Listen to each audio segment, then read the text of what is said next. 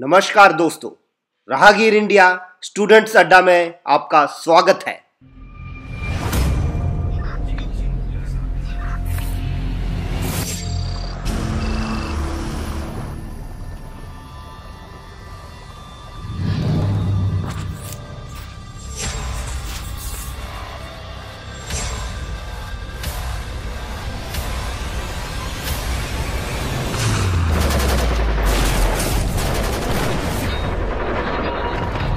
दोस्तों, जिस तरह उरी के बाद भारतीय सर्जिकल स्ट्राइक्स ने दुश्मन के खेमे में तहलका मचा दिया था, उसके बाद से बहुत से दोस्त, बहुत से स्टूडेंट्स पैरा में जाने के लिए बहुत मोटिवेटेड हो रहे थे और बहुत से लोगों ने मुझसे पूछा कि सर, पैरा में जाने का क्या तरीका है, क्या प्रोसीजर है और किस तरह हम भारतीय सेना की सबसे एलीट रेजिमेंट में जा सकते हैं।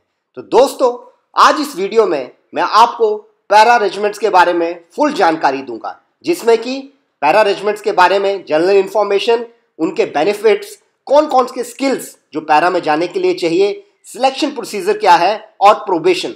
दोस्तों, ये सारी इंफॉर्मेशन आपको एक जगह किसी भी चैनल पर प्राप्त नहीं होगी। दोस्तों, पैरा बटालियंस भारतीय आर्मी की रेजिमेंट्स का एक हिस्सा है। इसमें पैरा और पैरा एसएफ बटालियंस होती थी, लेकिन धीरे धीरे सारी पैरा बटालियंस को अब पैरा एसएफ बटालियन बनाया जा रहा है। ये भारत की इंडियन आर्मी की सबसे एलीट रेजिमेंट्स हैं और ये कंप्लीटली वॉलेंटियर फोर्स है। इसमें किसी को फोर्सफुली ज्वाइन नहीं करवाया जाता। दोस्तों, इन रेजिमेंट को bravest of the brave distinction मिल चुका है और इनको जो शौर्य चक्र प्राप्त हुए हैं, जो कि गैलेंट्री अवार्ड्स प्राप्त हुए हैं, वो आप देख सकते हैं। दोस्तों, क्योंकि पैरा रेजिमेंट्स एक एलीट है, स्पेशल रेजिमेंट्स हैं, इसलिए इनके टास्क भी अन्य रेजिमेंट से थोड़े से डिफरेंट होते हैं। इसमें दुश्मन की एनिमी लाइंस के पीछे जाकर दोस्तों एनिमी को पीछे से अटैक किया जाता है। उनकी जो डिफेंस लाइंस हैं उन्हें तहस नहस किया जाता है ताकि दुश्मन को कंफ्यूज किया जा सके और उसके जो सपोर्टिंग इंफ्रास्ट्रक्चर है उसे डिस्ट्रॉय किया जाए। इसके अलावा दोस्तों कुछ special missions, hostage rescue, counter terrorism, unconventional warfare, recce और इस टाइप के कुछ स्पेशल मिशन जो है वो भी पैरा एसएफ को दी जाती हैं।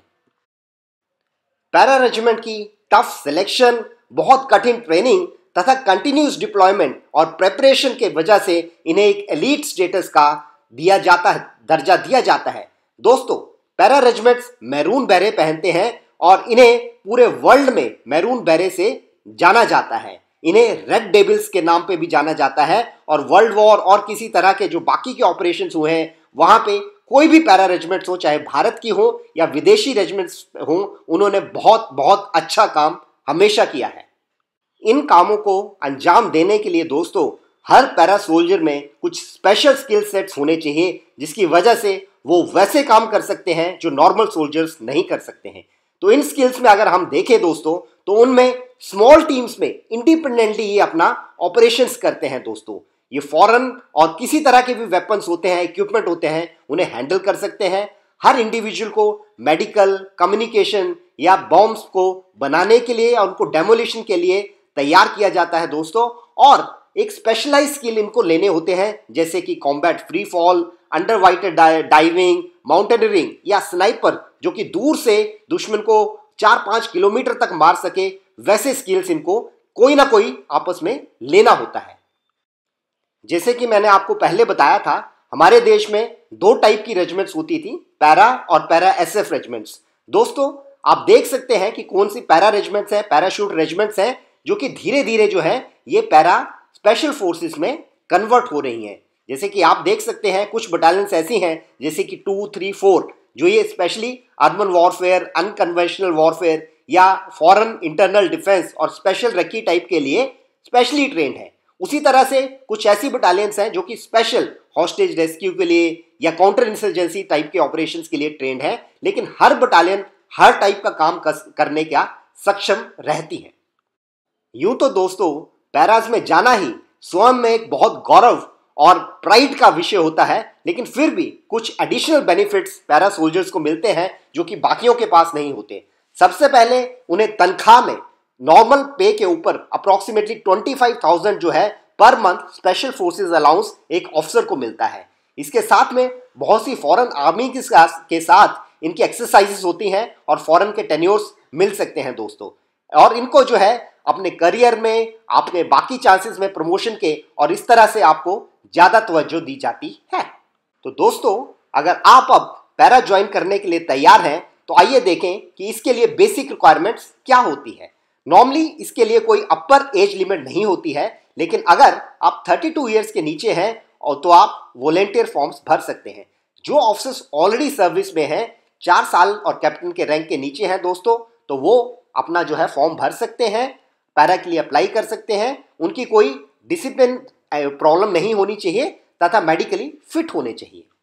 इसके अलावा दोस्तों, initiative, originality, intelligence, self motivation, ये एक ऐसी क्वालिटीज़ हैं जो कि दोनों ऑफिसर्स और जवानों के लिए बहुत नेसेसरी होती हैं, क्योंकि ये शॉर्ट टीम्स में, छोटी छोटी टीम्स में रहते हैं। इसलिए leadership qualities, unorthodox, unconventional approach, जो कि आपको दुश्मन के पीछे रहने में भी आपको सहायता देती है, उस टाइप की दोस्तों आपकी क्वालिटीज़ होनी चाहिए। और इंटीग्रिटी और मोरालिटी बहुत ज़रूरी है एक पैरा वॉलेंटियर होने के लिए। दोस्तों, अगर अब हम सिलेक्शन की बात करें तो इसमें 2 तरीके होते हैं। ऑफिसर्स और सोल्जर्स एक तो डायरेक्ट रिक्रूटमेंट से पैरा में जा सकते हैं, और कुछ ऐसे होते हैं जो सर्विस में हैं, ऑफिसर्स और जवान, वो वॉलेंटियर फॉर्म भरकर भी अपनी प्रोबेशन खत्म कर ज्वाइन कर सकते हैं।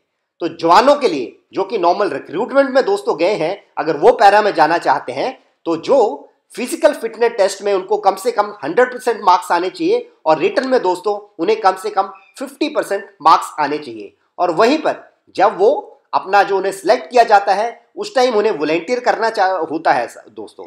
और जो वॉलेंटियर होते हैं उन्हें एडिशनल टेस्ट के लिए पैरा रेजिमेंट में दोस्तों भेजा जाता है। वहां उन्हें टेस्ट करके जो है तभी आगे पैरा में सिलेक्ट किया जाता है। जब इनके टेस्ट हो रहे होते हैं दोस्तों, तो आप देख सकते हैं मिनिमम टेस्ट जो है 5 kilometre run, chin up, push up, sit up और शटल में इन्हें ये क्वालिफिकेशन प्राप्त करनी होती है रिक्रूटमेंट के टाइम। ऑफिसर्स के लिए भी सिलेक्शन का यही सिस्टम है। वो डायरेक्ट एकेडमी से ज्वाइन कर सकते हैं, वॉलेंटियर कर सकते हैं, या फिर जो आर्म्स और सर्विसेज में जा चुके हैं वो भी फॉर्म भरकर प्रोबेशन के लिए अप्लाई कर सकते हैं। दोस्तों, कमीशन होने के बाद आप किसी भी रेजिमेंट में कमीशन हो, वहां से आप पैरा के लिए वॉलेंटियर कर सकते हैं। उसके लिए आपकी मेडिकल कैटेगरी जो है शेप 1 होनी चाहिए, बीपीटी में आप एक्सीलेंट होने चाहिए, और आप उसके बाद जो है प्रोबेशन के लिए जाते हैं। जब तक आपकी प्रोबेशन चल रही होती है, आप अपनी ओरिजिनल रेजिमेंट में ही एफिलिएटेड रहते हैं। अगर आप प्रोबेशन में सिलेक्ट हो गए तो आप पैरा में चले जाते हैं। अगर आप प्रोबेशन में सिलेक्ट नहीं हो पाए तो आप अपनी पेरेंट रेजिमेंट में वापस आ जाते हैं। दोस्तों, प्रोबेशन बोथ ऑफिसर्स और जवानों के लिए 2 फेज में करी जाती है। पहले फेज में अप्रॉक्सीमेटली 90 डेज होते हैं, और दूसरे फेज में 2 से 3 महीने लग सकते हैं। प्रोबेशन कंप्लीट होने के बाद आपको आगरा में जो पैरा बेसिक कोर्स है वो करना होता है, और आपको जो है जंप करने होते हैं। जो इंसान और जो ऑफिसर या जवान जंप नहीं कर सकता है उसे प्रोबेशन में सिलेक्ट नहीं किया जाता। तो दोस्तों, अब प्रोबेशन के फेज 1 की बात करें, ये नॉर्मली 30 डेज का होता है, जो कि para regimental training centre Bangalore में है, वहां पर कंडक्ट किया जाता है। इसमें दोस्तों BPT, battle physical efficiency test, physical proficiency test, 20 kilometre speed march, combat firing classes और इस तरह की ट्रेनिंग दी जाती है। और 1 मंथ के बाद दोस्तों इनका सिलेक्शन किया जाता है। ये इसे हम नॉर्मली सिलेक्शन फेज कहते हैं।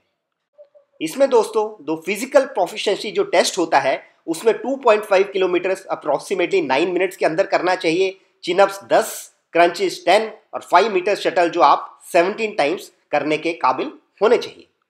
जो बैटल फिजिकल एफिशिएंसी टेस्ट होता है दोस्तों, ये 5 किलोमीटर्स की रनिंग होती है, कुछ पैक्स के साथ होती है, जो कि आपको 24 मिनट्स के अंदर करना होता है।